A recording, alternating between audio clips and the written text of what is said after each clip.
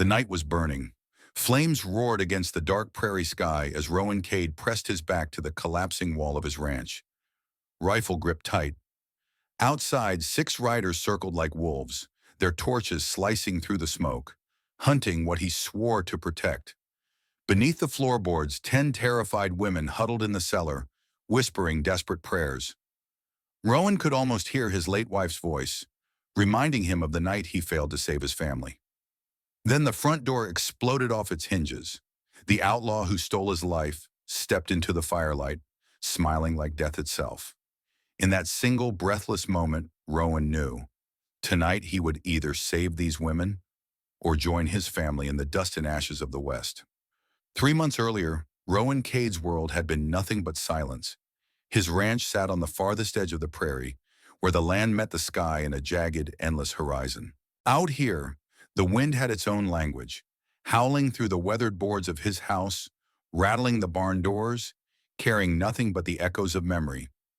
Rowan lived with ghosts. Every night, when the prairie fell still, he could almost hear his wife's soft laughter and the quick footsteps of his little girl running across the porch. Those sounds had once made this place a home. Now they were knives twisting in his chest. It had happened in one brutal night. A gang of riders, faces he only saw clearly in nightmares, had swept through his land like a storm. Flames roared against the dark sky, devouring his barn, his fields, his home. By dawn, everything was ash, and his family was gone. He buried what was left of them beneath a lone oak on the hill, swearing he'd never let another soul close enough to hurt him again. From that day, Rowan carved a single rule into his bones. No strangers, no trespassers. He had enforced that rule with iron certainty. The last man who crossed his fence left with a bullet in his shoulder and a promise. Next time, the bullet would find his heart. Rowan became a man the nearby towns whispered about, a shadow that kept to himself and aimed his rifle at anyone who lingered too long near his land. Then one blistering afternoon they came. 10 women moved slowly across the prairie, their shapes wavy in the heat. Their silk and cotton dresses were torn, dirt-streaked, and sun-faded. Some stumbled, half carried by the others, and when they reached his fence, they barely had the strength to stand. At their front was Liang Mei, a slender woman with determination burning behind exhaustion in her dark eyes. She raised her hands in the universal plea for mercy. "Please," she said, her English broken and halting, "we need help. Bad men. Follow us." Rowan's first instinct was rage. This was his land, his sanctuary from the world. He had no room for other people's problems. His rifle was already raised, finger tight on the trigger. But as he stared at them, 10 strangers with fear in their bones, something inside him shifted. Liang Mei's voice cracked as she explained in fragments how they had been taken by Malcolm Vexler, a trafficker who traded in human misery. They had fled nights of chains and locked doors, running for 3 days through heat and dust, hiding from dogs and riders. Rowan wanted to turn them away. He needed to. But then he saw the youngest girl, barefoot and trembling, clinging to Liang Mei's skirt. Her eyes were wide with a kind of fear he recognized too well. The same fear he'd seen in his daughter's eyes the night the flames rose.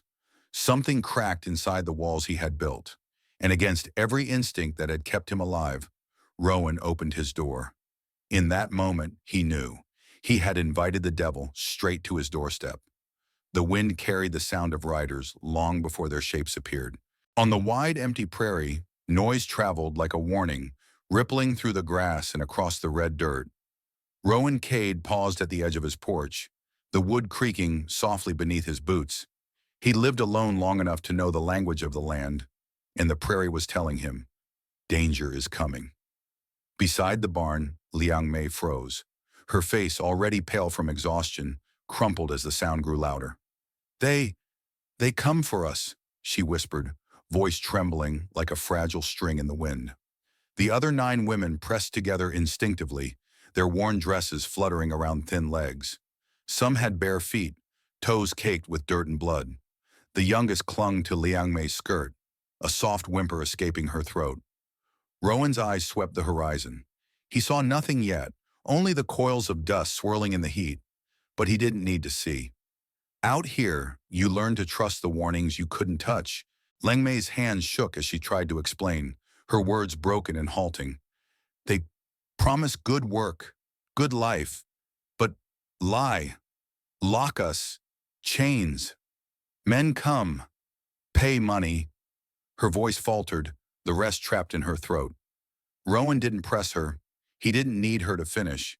He had heard whispers in the saloons, rumors of outlaws who preyed on the desperate, of women vanishing along the rail lines, of men who saw human misery as cargo.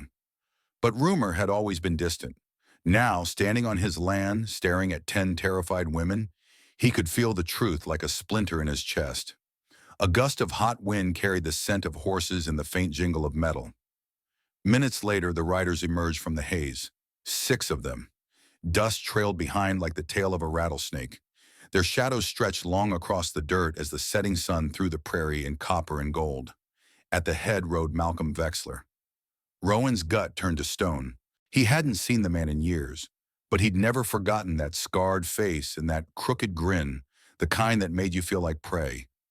Vexler was the devil on horseback, a man who built his fortune on other people's suffering.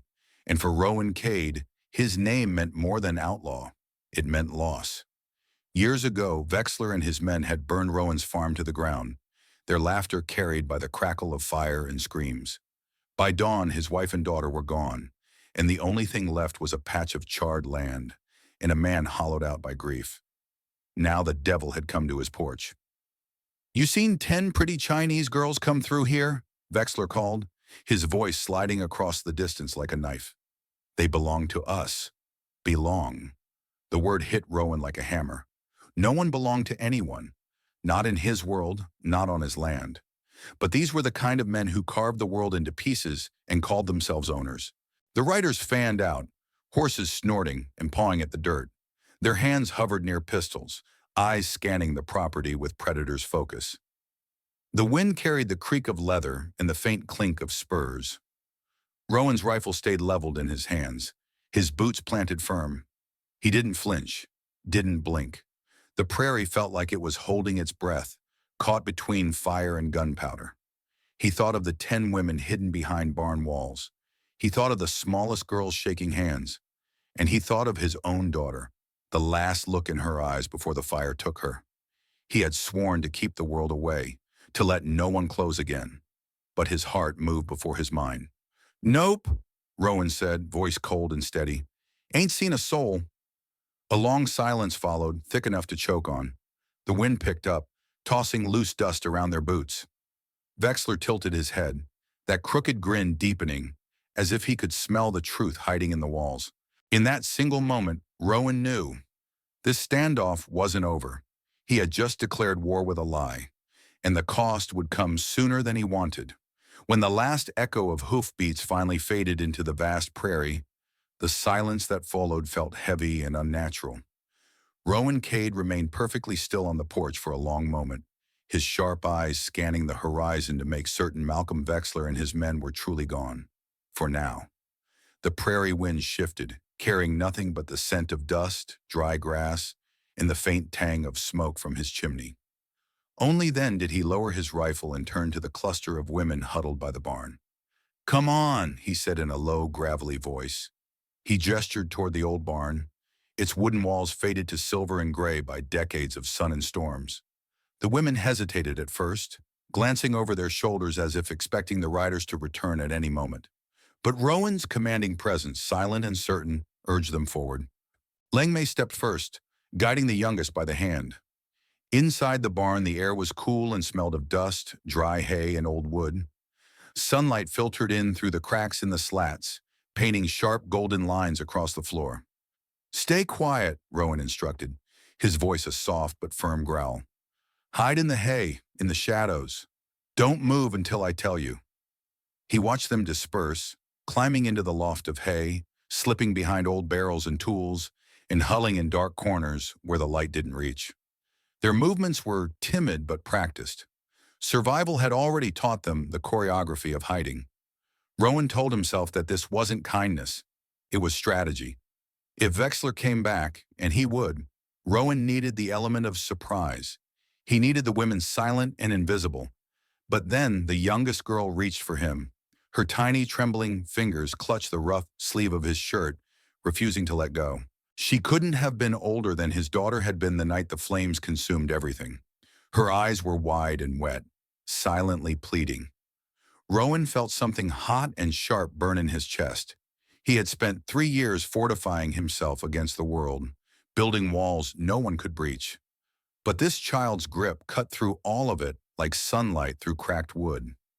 I can't lose another family, he thought, even if this one isn't mine. As the women settled, soft whispers in Chinese floated through the dim barn like the murmur of a faraway stream. Rowan didn't understand the words, but he didn't need to. He could read the tone, fear, exhaustion, and fragile hope braided together. Liang Mei crouched beside an older woman whose wrists bore raw scars from chains. Another woman, her dress slipping from one shoulder, revealed the faint burn mark that marred her skin. They weren't just survivors. They were miracles in motion, fragile yet carrying a fire that refused to be extinguished. Rowan left them in the safety of shadow and stepped back into the yard, scanning the prairie one more time. The sky had deepened into amber and rose, the last light of day spilling across the flat horizon. His land, silent and bare, had become a battlefield waiting for the first shot. That night the house felt different. Rowan sat at his kitchen table, rifle across his knees, listening to the soft footsteps above as the women settled in. For years the house had been filled only with silence and ghosts. Tonight that silence was broken. It wasn't cheerful, not yet, but it was alive. Upstairs a floorboard creaked, followed by a whisper and the soft thump of someone lying down. For the first time in 3 long, punishing years, Rowan Cade did not feel entirely alone. The night was alive with wind and whispers of violence. Rowan Cade stood at his window, the house dark except for the faint glow of the dying fire in the hearth. The prairie outside was a black ocean, broken only by the silhouettes of fence posts and the pale glint of the well house roof under the moon. Then he saw it, points of orange bobbing in the distance. Torches. The wind carried the faint rumble of hoofbeats, steady and ominous. His chest tightened. They were coming.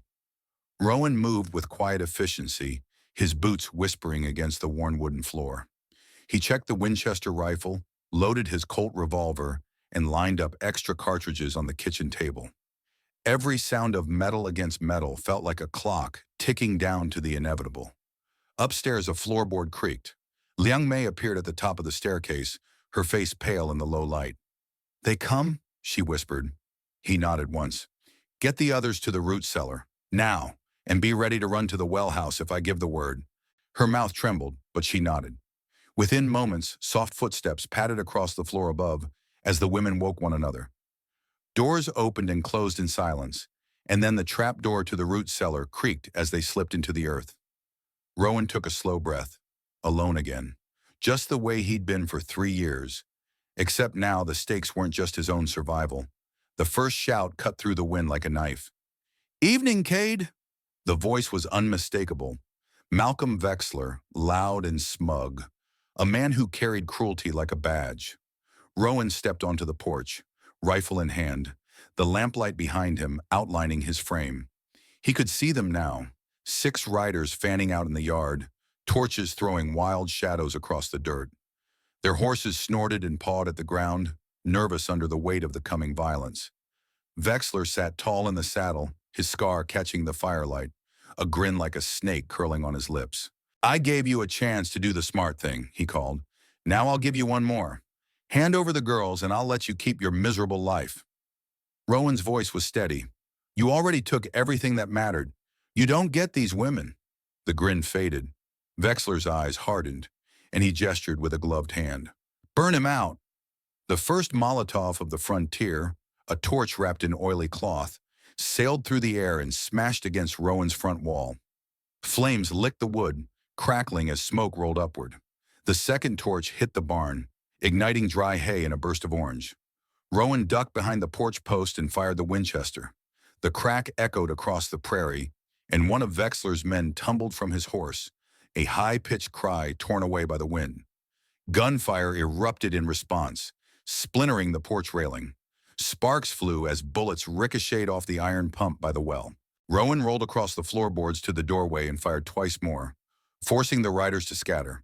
The heat from the burning wall singed his cheek as he reloaded. Inside the house, flames began to crawl along the beams. The air grew thick with smoke and memory. Flashes of the night 3 years ago when he'd failed to save his family.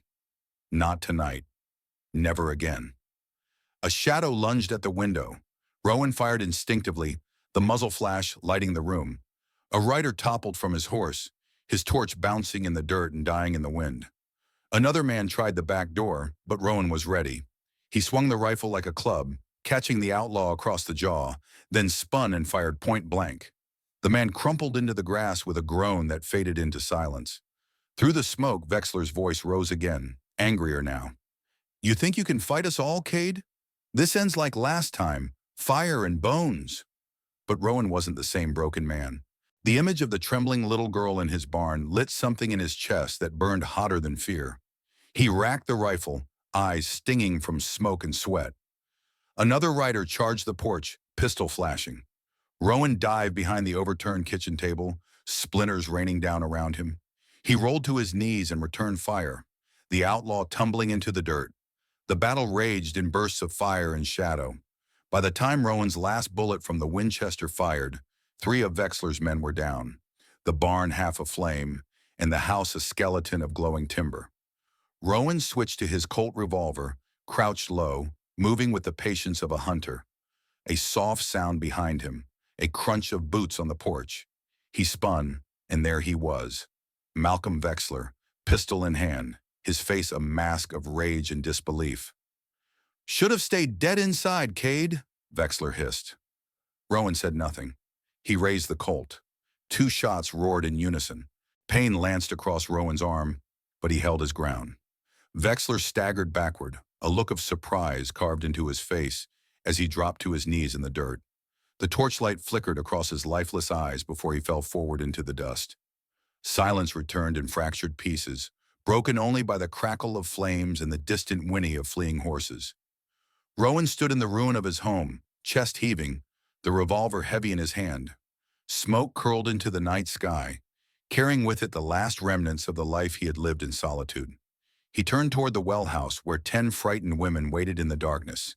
He'd kept his promise this time. No one else would die on his watch. The prairie wind cooled the sweat on his neck. Above him, the stars burned bright and cold, as if the heavens themselves had witnessed his rebirth in fire. Dawn crept over the horizon, like a cautious hand brushing away the darkness. The prairie was silent except for the soft hiss of cooling embers and the distant call of a lone meadowlark. Where Rowan Cade's house once stood, only blackened beams and smoking rubble remained. The barn still smoldered, and the air reeked of ash and gunpowder. But the wind that swept over the land felt cleaner than it had in years, like something poisonous had finally been burned away. Rowan stood in the middle of the wreckage, shoulders heavy, but heart strangely light. Malcolm Vexler and his men were gone, 3 dead in the dirt, the others scattered into the prairie night like the cowards they were. For the first time since the night he'd lost his family, Rowan felt the weight of fear lift. He had faced the devil that haunted him and won. A soft sound broke the morning stillness, the creak of the well house door. Liang Mei emerged first, cautious, her dark hair tangled from sleep and fear. Behind her, the other 9 women followed, blinking against the early sunlight. Their faces reflected a mixture of exhaustion, awe, and relief. "You alive," Liang Mei whispered, her voice trembling. Rowan gave a small nod. "I told you I'd keep you safe." His voice was rough, but there was a warmth beneath the gravel that hadn't been there in years. The youngest girl, the same one who had clutched his sleeve with trembling fingers the night before, darted toward him and wrapped her arms around his leg. Rowan froze for a moment, unaccustomed to such a gesture, then gently rested a weathered hand on her head. "Come on," he said quietly. "Let's see what we can save." The next 3 days were spent in exhausting silence and motion. The women helped Rowan bury the dead outlaws in a shallow ridge beyond the pasture. He said no words over them. They deserved none. But he marked their graves with simple stones, not out of respect, but out of practicality. Coyotes would not be drawn to unburied flesh.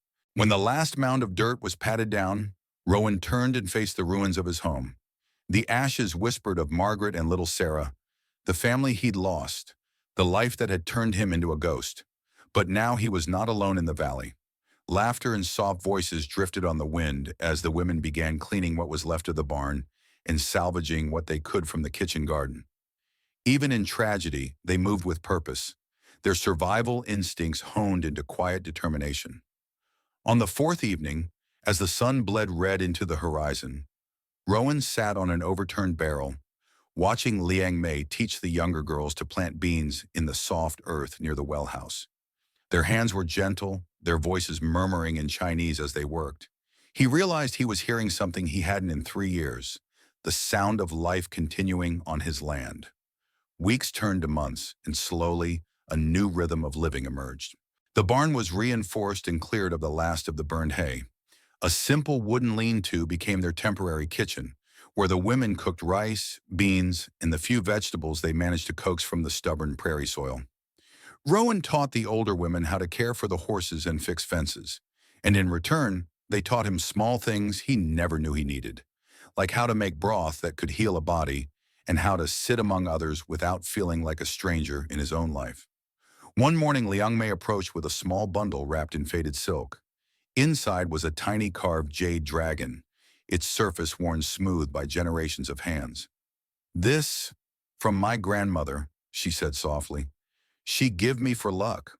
Now I give you. You give us life again." Rowan hesitated, his rough hands cradling the delicate piece of jade. For years, his only keepsake had been a faded photograph of Margaret and Sarah, the edges curled from being handled too often. Now he carried two treasures, one for the life he had lost and one for the life he had found. He pressed the jade dragon into his pocket and nodded, too choked to speak. By the third month, laughter became as familiar as the wind.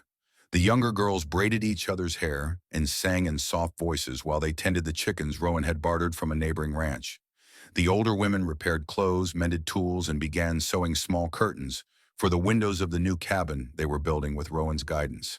In the evenings, they would sit around the campfire near the well house, the orange light dancing across faces that had once only known fear.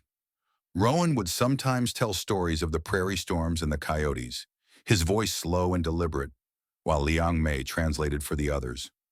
One night, she handed him a letter from China. "They know now," she said, her English halting but clear. "My family know I live. I tell them about you, about all of us." Rowan unfolded the letter carefully. He couldn't read the Chinese characters, but beneath them, Liang Mei had written a translation in her careful, slanted English. "10 women found a home in a place we thought was only dust and danger. We were strangers, but a man with a wounded heart took us in. He became our shelter, and we became his family." Rowan stared at the words, the firelight flickering across his face. His chest felt heavy, but it wasn't the old weight of grief. It was something new, warm and alive, like soil after a long rain. As autumn touched the prairie and the first cold wind rolled down from the distant hills, Rowan stood at the edge of his land, looking over the valley. Where there had once been silence and ghosts, now there was movement and laughter. Where he had once been only a man waiting to die, now he was part of something growing. Rowan Cade had learned a truth that the West had tried to beat out of him. Sometimes the people you protect aren't just strangers you save. They become the family that saves you. He reached into his pocket, feeling the smooth jade dragon pressed against the faded photograph of Margaret and Sarah. Both were warm against his palm. Both were home, and for the first time in years, Rowan Cade smiled into the wind, ready for whatever tomorrow would bring. Life on the frontier was unforgiving, but Rowan Cade's story reminds us that the human heart can rebuild itself, even in the ashes of tragedy.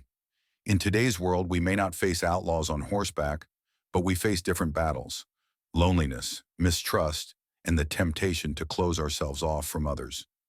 Rowan had built walls around his life, believing that shutting the world out would protect him from pain. Yet it was opening his door to strangers, showing compassion when it was hardest, that ultimately saved him. It's a lesson as true in modern America as it was on the frontier. Kindness can transform both the giver and the receiver. But here's a question for you. If you were Rowan, would you have opened your door, knowing the danger it might bring? Would you risk everything for people you didn't know, or would fear keep you behind those walls? Stories like this remind us to look at our own lives. Who are the strangers we might be overlooking? Where might an act of courage or compassion rewrite someone's fate, and maybe even our own? I'd love to hear your thoughts. Would you take Rowan's path, or would you walk away? Share your opinion in the comments, and let's start a conversation. Thank you for spending this time with us and for listening to Rowan's journey. If this story moved you or made you think, please like the video, subscribe to the channel, and share it with someone who needs a reminder that hope can grow anywhere, even in the dust of the West.